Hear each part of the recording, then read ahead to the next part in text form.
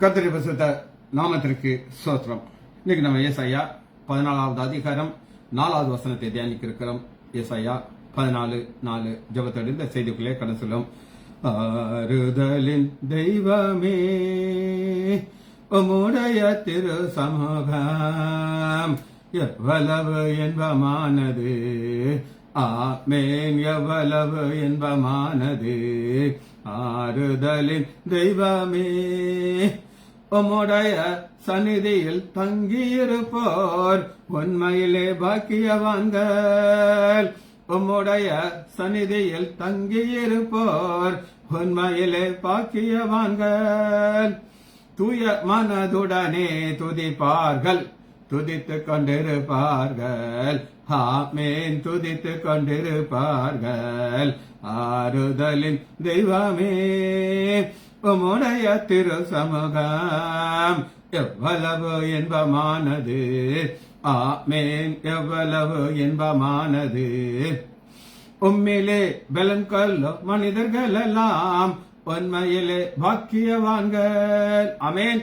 உம்மிலே பலன் கொள்ளும் மனிதர்கள் எல்லாம் உண்மையிலே பாக்கியவான்கள். ஓடினாலும் இளைப்படையார், நடந்தாலும் சோர்வடையார். ஆமென், நடந்தாலும் சோர்வடையார். ஆறுதலின் தெய்வமே உம்முடைய திரு சமூகம் எவ்வளவு இன்பமானது, ஆமென், எவ்வளவு இன்பமானது. கண்ணீர் பாதையில் நடக்கும் போதெல்லாம் களிப்பான நீரூற்றை மாற்றிக்கொள்வார்கள். கண்ணீரின் பாதையில் நடக்கும் போதெல்லாம் களிப்பான நீரோற்றை மாற்றிக்கொள்வார்கள். வல்லமை மேலே வல்லமை கொண்டு சியோனை காண்பார்கள். ஆமென், சியோனை காண்பார்கள். ஆறுதலின் தெய்வமே உம்முடைய திரு சமூகம் எவ்வளவு இன்பமானது, ஆமென், எவ்வளவு இன்பமானது. வேறிடத்தில் 1000 நாள் வாழ்வதை விட உம்மிடத்தில் ஓர் நாள் மேலானது. வேறிடத்தில் 1000 நாள் வாழ்வதை விட உம்மிடத்தில் ஓர் நாள் மேலானது. ஒவ்வொரு நாளும் உமது இல்லத்தின் வாசலில் காத்திருப்பேன். ஆமென், வாசலில் காத்திருப்பேன். இயேசுவின் நாமத்தினாலே ஜெபங்கள் பிதாவே, ஆமென். கர்த்தருடைய பரிசுத்த நாமத்திற்கு ஸ்தோத்திரம். நீங்கள் ஏசாயா 14வது அதிகாரம் 4வது வசனத்தை தியானிக்க இருக்கிறோம். ஏசாயா 14:4. நீ பாபிலோன் ராஜாவின் மேல் சொல்லும் வாக்கியமானது, ஒடுக்கினவன் ஒளிந்து போனானே, பொன்னகன் ஒளிந்து போனான் போயிற்று.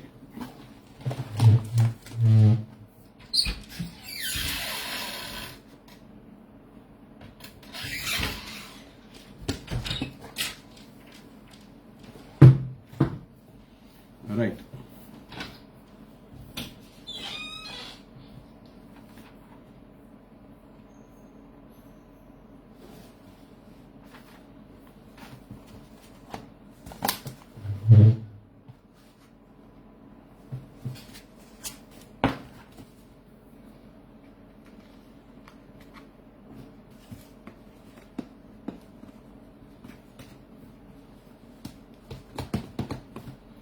முதல் வார்த்தை நம்ம பார்க்க போறது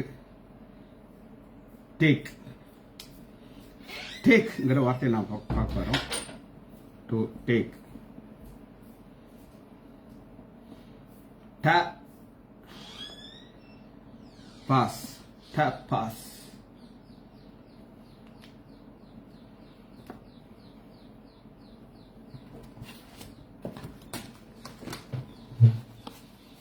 டு டேக். டேப் பாஸ். TA மேல ஒரு கோடு போட்டிருக்கேன். PAS. டேப் பாஸ்.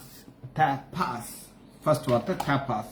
இந்த டேப் பாஸ்ங்கிறதுக்கு என்ன அர்த்தம் அப்படின்னா பிடிக்கிறது, கேட்ச். பிடிக்கிறது வேற டேப் பாஸ். இந்த பிடிக்கிறதுங்கிறது ஆண்டவர் என்ன செய்தார் அப்படின்னு கேட்டீங்கன்னா,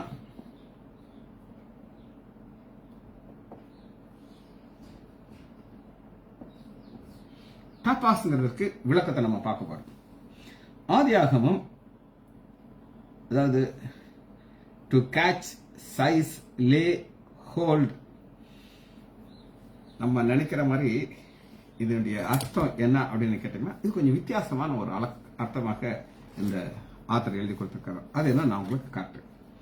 ஆதியாகமம் 4வது அதிகாரம் 21வது வசனத்தை உங்களுக்கு. ஆதியாகமம் 4:21. அவன் சகோதரனுடைய பெயர் யூபால். அவன் கிண்ணறக்காரன் நாதஸ்வரம் எல்லாருக்கும் தகப்பன் ஆனான். யாவருக்கும் தகப்பன் ஆனான். யாவருக்கும் தகப்பன் ஆனான் அப்படின்னா என்ன அர்த்தம்னா, டு டேக். அந்த டேக்குங்கிறது ஹேண்டில். இது ஒரு வித்தியாசமான ஒரு விளக்கத்தை நம்ம பார்க்கணும்.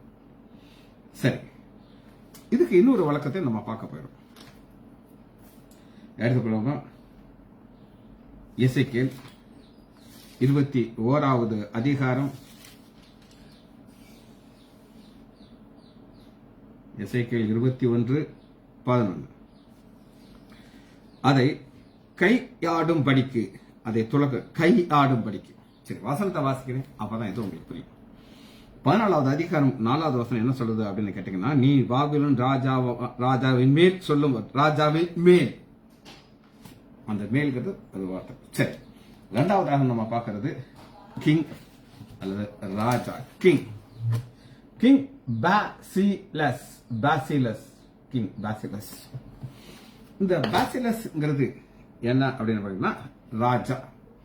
ராஜா பத்தி உங்களுக்கு தெரியும். 3வதாக நம்ம பார்க்க வருது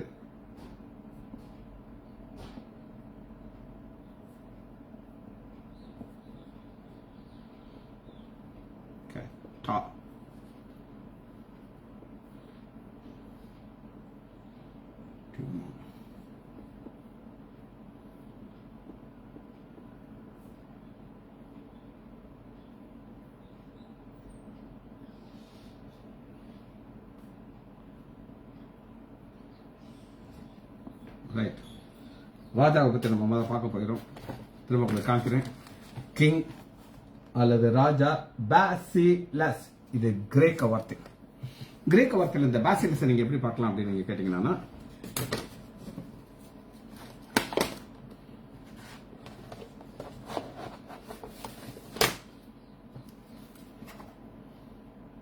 மத்திய 1வது அதிகாரம் 6வது வசனத்துல ராஜா தாவீது ராஜா.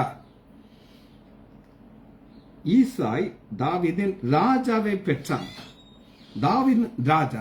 இந்த ஒரு இடத்துலயே 2 தடவை பாசிலஸ் அப்படின்னு வருது. இங்க மற்ற எல்லாருமே ராஜ வம்சத்துல பிறந்து ராஜாவாங்க. அப்பா ராஜா இருப்பாரு, மகனுக்கு அந்த ஒரு உரிமை கிடைக்குது. ஆனா தாவீது மாத்திரம் உலக தோற்றத்துக்கு முன்னாடி ஆண்டவர் ராஜா பாசிலஸ் அப்படின்னு சொல்லி பிக்ஸ் பண்ணிட்டார். பிறக்கும்போது அப்பா சாதாரண ஒரு மனிதன், ஆடு மேய்த்து கொண்டிருந்தார்.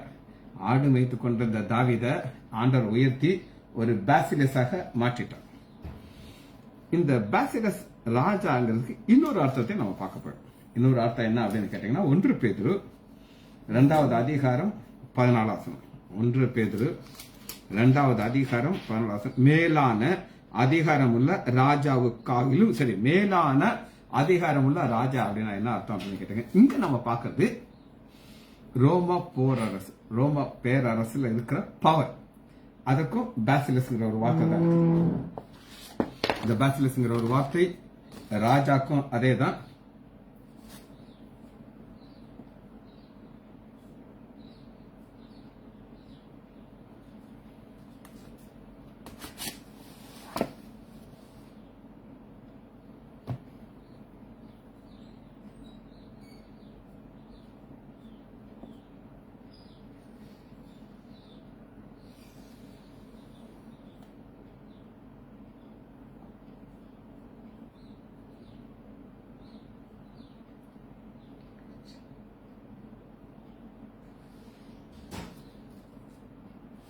Right. What?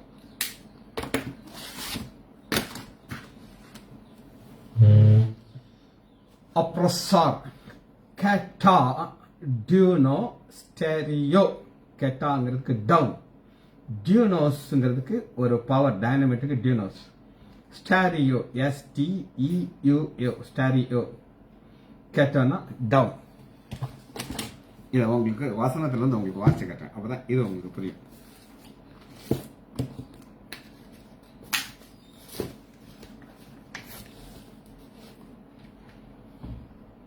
பதினாலாவது அதிகாரம் 4வது வசனம். நீ பாபிலோன் ராஜாவு மேல் சொல்லுகிற வார்த்தை வந்து, ஒடுக்கினவன் ஒளிந்து போனானே. ஒடுக்கினவன் அப்ரஸார், பிசாசுக்கு தான் அப்ரஸார், ஒடுக்கினவன். அவன் ஆண்டோடைய பிள்ளைகளை ஒடுக்குவான். இந்த இதுக்கு ஃபுல்லா கேட்டாடோனியோஸோங்கிறதுக்கு அர்த்தம்னா டு எக்ஸஸ் பவர் ஓவர். அந்த காலத்துல அடிமைகள் வாழ்ந்தாங்க. அந்த அடிமைகளுக்கு எந்த ஒரு உரிமையும் கிடையாது.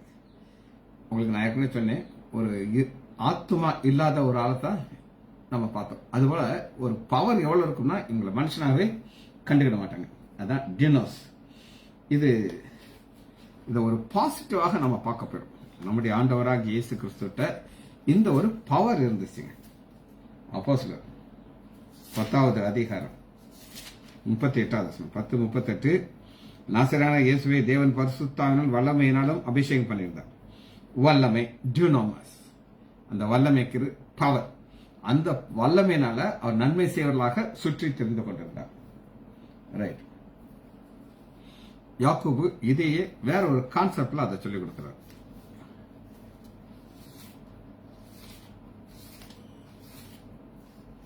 யாக்கோபு 2வது அதிகாரம் 6வது வசனத்துல, நீங்களோ தரித்திரலை கனவீனம் பண்ணீர்கள், ஐஸ்வர்யவான்கள் உங்களை ஒடுக்கிறார்கள். ஐஸ்வர்யவான் உங்களை ஒடுக்கிட்டு இருக்காங்க, நீங்க ஏழைகளை கனவீனப்படுத்துறீங்க, அவங்க உங்களை ஆண்டு கொண்டிருக்கிறார்கள் அப்படின்னு சொல்லி ஆலயத்துக்குள்ள இருக்கிற பிரச்சனையை சொல்லுகிறார். அடுத்து ஒரு வார்த்தை பார்க்கணும், ஸ்டாப். இந்த ஸ்டாப்ங்கிறதுக்கு முதல் உங்களுக்கு வசனத்தை காட்டினேன். நீ பாபிலோன் ராஜாவில் வார்த்தை வந்து ஒடிக்கணும் ஒளிந்து போனானே, அவன் நின்றுச்சு. அதுக்கப்புறம் கிடையாது, ஸ்டாப். இந்த ஸ்டாப்ங்கிறதுக்கு சீஸ், பயோ, பயோ.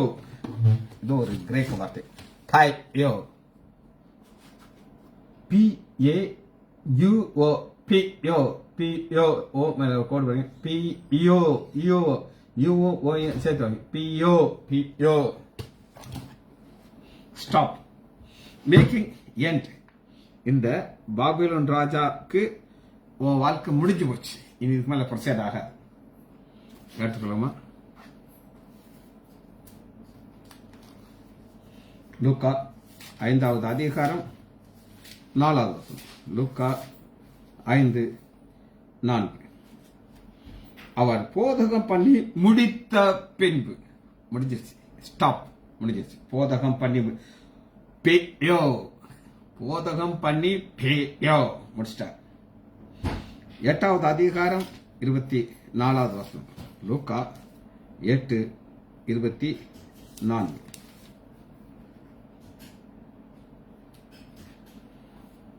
அவர்கள் அவரிடத்துல வந்து, ஐயோ ஐயரே மடிந்து போகிறோம் என்று. மடிந்து போகிறோம், எங்க வாழ்க்கை முடிஞ்சு போச்சு, எங்க வாழ்க்கை சீஸ்ட். 11வது அதிகாரம் முதல் எல்லாமே லூக்கால தான் இருப்பாங்க. முடிந்ததுங்கிறது 3 வசனம் எல்லாமே லூக்கால. அவர் ஒரு இடத்திலே ஜபம் பண்ணி முடித்த பின்பு, ஜபம் பண்ணி சீஸ்ட். கடைசியா ஒரு வார்த்தை முடிக்க போகிறோம், அது கோல்டன். சாரோஸ், CHURSOS, சாரோஸ், CHRUSOS, சைரோஸ், சைரோஸ். பொன்னஹரி அப்படின்னு இருக்குது. இது அந்த காலத்துல இந்த பொன் எதுக்காக யூஸ் பண்ணாங்கன்னா, காயின், பொன் காசு. மத்தேயு 10வது அதிகாரம் 9வது வசனம். உங்கள் கச்சையிலே வெள்ளியாவது பொன்னையாவது வெள்ளியாவது செம்பையாவது, 3 வகையான உலோகத்தை கொடுத்தது. ரிச்சஸ்ட் கோல்ட், அடுத்து வெள்ளி காசு, அப்புறம் செம்பு காசு. யாக்கோபு 5வது அதிகாரம் 3வது வசனம் நம்ம பலமுறை வாசிக்கிறோம். உங்கள் பொன்னானது, அது ஆபரகம், ஆபரம், அது நகை, பொன் நகையை சொல்றாங்க. சரி, லாங்குவேஜ் பார்த்தாச்சு. அடுத்து நம்ம வார்த்தைக்குள்ள வருகிறோம்.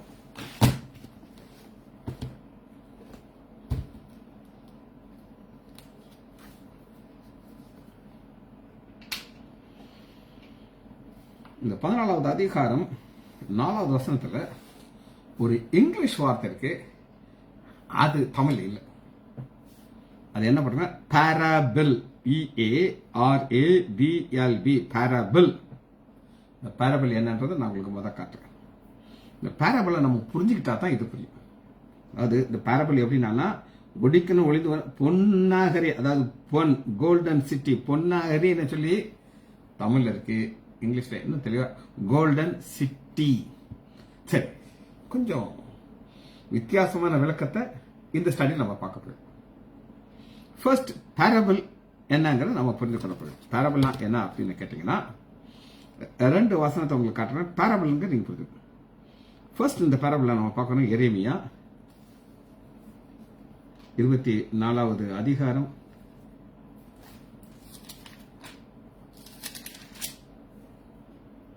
24:9 parableங்க என்ன நீங்க புரிஞ்சாதான் இந்த கம்பாரிசன் உங்களுக்கு புரியும். அவர்களுக்கு தீமை உண்டாக அவர்களை பூமியிலுள்ள எல்லா ராஜ்யத்திலும் அலைந்து திறந்தாகவும், நான் அவர்களை துரத்திவிட்ட எல்லா இடங்களிலும் நிந்தியாகவும் பழமொழியாகவும் வசை சொல்லாகவும் சாபமும் இருக்கிறது. என்னெல்லாம் பார்த்தீங்கன்னா, அவங்க போற இடத்துல இந்த பேரபிள்ங்கிறதுக்கு இதான் விளக்கம். அவங்கள பார்த்தாலே நீ வந்துட்டேல விளங்காது, நீ சாபம் பிடிச்சப்பாங்க அப்படின்னு சொல்லி அப்படிதான், அப்படி அந்த அளவுக்கு நினைச்சவங்க கேவலமா பேசுவாங்க. இது 1. 2வது, இதே பேரபிள்ல எசேக்கியேல் 5வது அதிகாரம் 15 எசேக்கியேல் 5:15, நான் கோபத்தினாலும் உக்கிரத்தினாலும் கொடிய தண்டையினாலும் உன்னை இங்கே நீதி செலுத்தும் பொழுது உன் சுற்றுப்புறத்தார ஜாதிகள் அது நிந்தையும் துர்கிருத்தியும் எச்சரிப்பும் பிரமிப்புமா இருக்க கர்த்தராகிய நான் சொல்றேன். பார்த்தா சொல்லுவாங்க, ஒருத்தர் எப்படி வாழக்கூடாது, இவனை பாரு இருந்தா என்னெல்லாம் வரும் அப்படின்னு கேட்டீங்கன்னா, துர்க்கிரியை, எச்சரிப்பு, பிரமிப்பு, எல்லாம் நிந்தை, இதெல்லாம் உள்ள வந்துருங்கிறார். சரி, 2 வசனம் காமிச்சு 3வது ஒரு வசனத்தை வச்சுட்டு தான் இது உங்களுக்கு புரியும். 3வது என்ன பார்க்க போறோம்னா, இந்த பேரபிளுக்கு அபகுக் 10:84.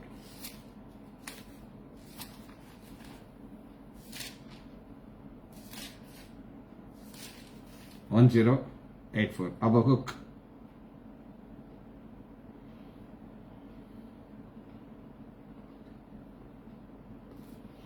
என்ன நம்ம போட்டுக்கோம்னா, ஐயோங்கிற ஒரு பழமொழியாக இவங்க மாறுறாங்க. ஐயோ. சரி, இது எப்படி நடந்தது, ஹவு இட் ஹேப்பன்ங்கிற 2வது கான்செப்ட் நம்ம பார்க்கணும். ஹவு இட் ஹேப்பன், இது எப்படி நடந்தது அப்படின்னு கேட்டீங்கன்னா, முதல் விளக்கம் நம்ம பார்க்க போகிறோம். ஏசாயா 14வது அதிகாரம் 6வது வசனம். அவனை ஏன் ஆண்டவருக்கு இந்த அளவு ஒரு பொன்னான நகரத்தை அளிக்கிறார் அப்படின்னு கேட்டீங்கன்னா, உக்கிரகம் கொண்டு ஓயாத அடியாய் ஜனங்களை அடித்து கோபமாய் ஜாதிகளை அரசாண்டவன் தடுப்பார் இல்லாமல் துன்பப்படுத்துவான். தடுப்பார்னா ஆண்டவர் ஸ்டாப் பண்ண முடியாது, அந்த அளவுக்கு ஃபோர்ஸ் அந்த பொன்னகரிங்கிற ஒரு கோல்டன் சிட்டியிலிருந்து வெளியில் வருது. சரி, 17வது வசனத்தை வாசிப்போம்.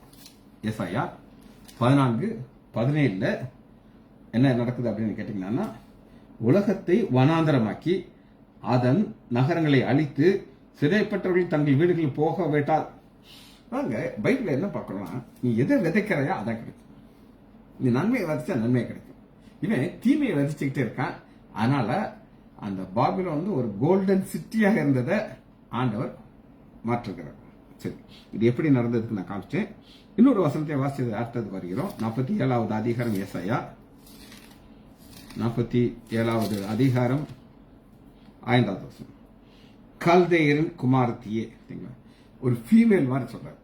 அதாவது ஒரு தேசத்தை ஆண்டவர் பெண் பாலாக பார்க்கிறார்.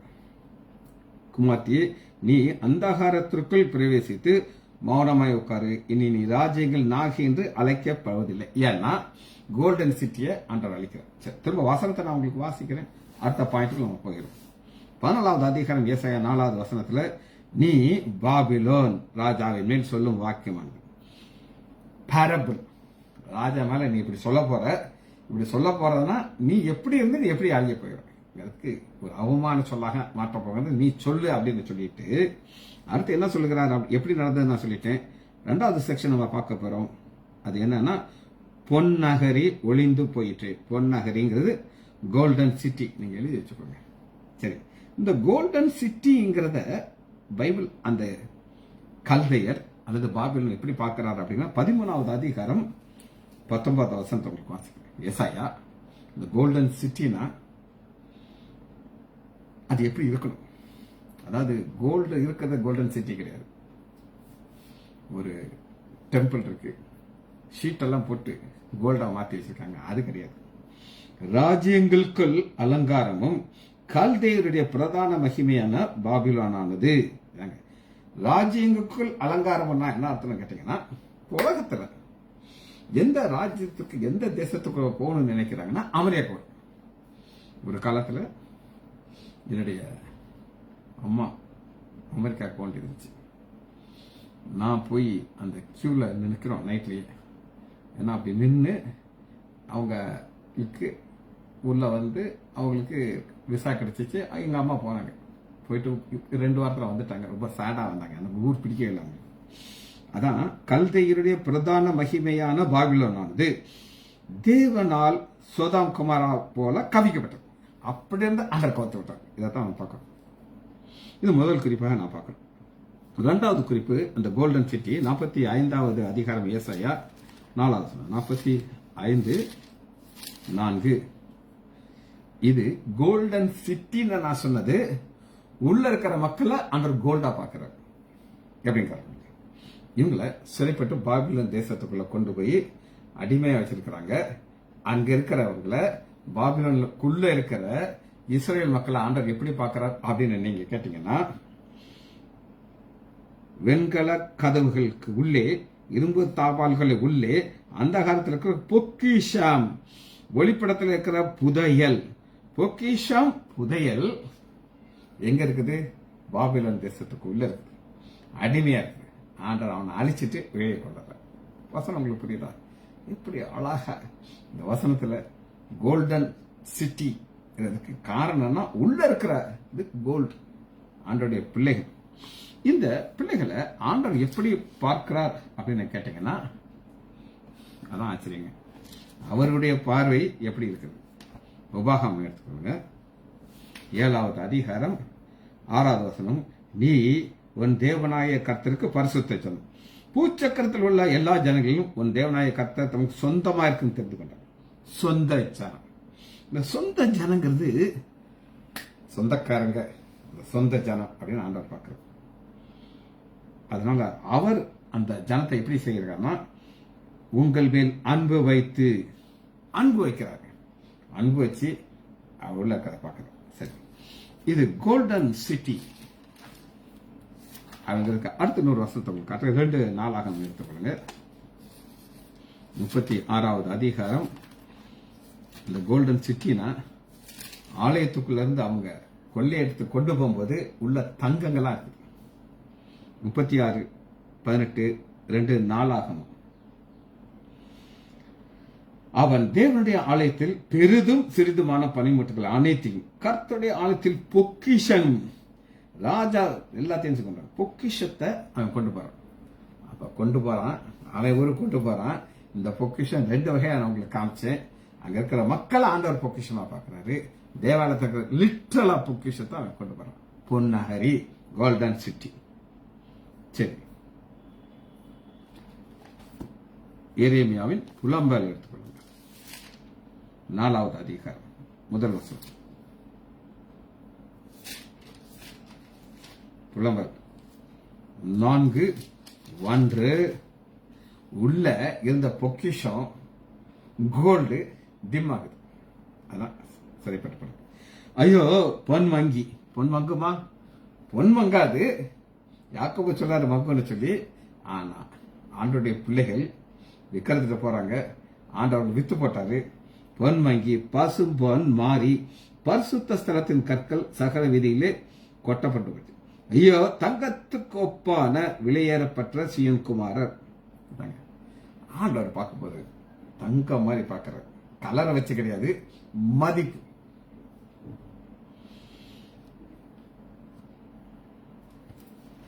ஏசாயா 13வது அதிகாரம் 12 வசனம். மனுஷனை பசும் பொன்னிலும் புருஷனை மனுஷனை ஒப்பிடும் தகும் அபூர்வமாக்கு. என்ன அர்த்தம் மட்டும் நான் சொல்லிருக்கேன். வேல்யூ. யூதர்களுக்கு இருக்கிற பிரெயின் வேற பிரெயின். அவங்க தான் எத்தனையோ கண்டுபிடிப்புகளை செய்தார்கள். உலகத்திலேயே பெரிய அவார்டு இவங்களுக்கு கிடைச்சிச்சு. அதனால அவங்களுக்கு அறிவு வேற, எல்லாமே வித்தியாசம். அது மங்கிருச்சு. அது அழிதுவதற்கு காரணம் என்னன்னா அவர்கள் செய்த பாவம். கடைசி ஒரு வசனத்தை வாசி நம்ம அதை முடிக்க இருக்கிறோம். வெளிப்படுத்துவதில்லை, இதே கான்செப்டை தான் நம்ம பார்க்கணும். 18வது அதிகாரம் 16 வசனம் ஹையஸ்ட்ல இருந்து கீழே வந்து போச்சு. பாபிலோன்